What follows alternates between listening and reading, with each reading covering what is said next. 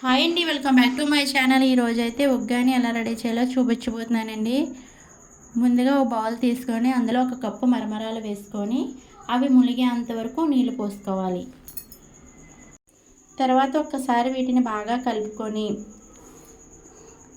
నీళ్లు లేకుండా గట్టిగా ఇలా పిండుకొని ఒక ప్లేట్లో వేసుకొని పక్కన పెట్టుకోవాలి.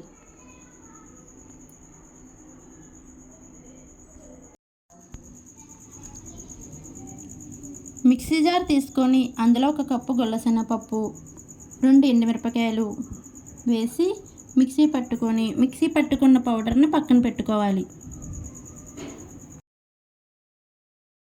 స్టవ్ అంటించి కళాయి పెట్టుకొని అందులో 2 స్పూన్ల నూనె వేసి నూనె వేడెక్కిన తర్వాత 1 స్పూను మినపప్పు, 1/2 స్పూను ఆవాలు,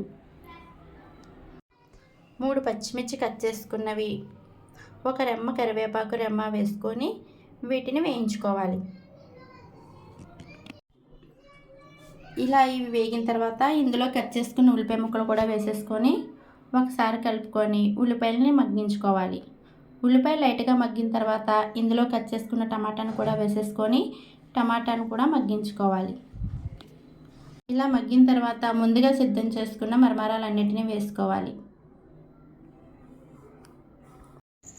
ఇలా మొత్తం మరమరాలన్నీ వేసుకున్న తర్వాత ముందుగా రెడీ చేసి పెట్టుకున్న గుల్లశనగపప్పు పొడి, రుచికి తగినంత ఉప్పు, ఒక చెక్క నిమ్మకాయ రసం వేసుకొని ఒకసారి బాగా కలుపుకోవాలి.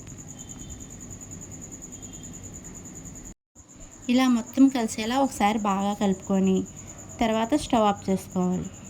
చివరగా కొత్తిమీర వేసుకొని సర్వ్ చేసుకుంటే ఎంతో టేస్టీ అయిన ఉగ్గాని అయితే రెడీ అండి.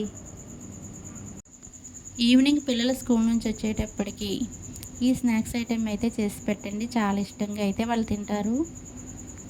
అలాగే ఈ వీడియో కనుక మీకు నచ్చినట్లయితే లైక్ చేసి మా ఛానల్ని అయితే సబ్స్క్రైబ్ చేసుకోండి.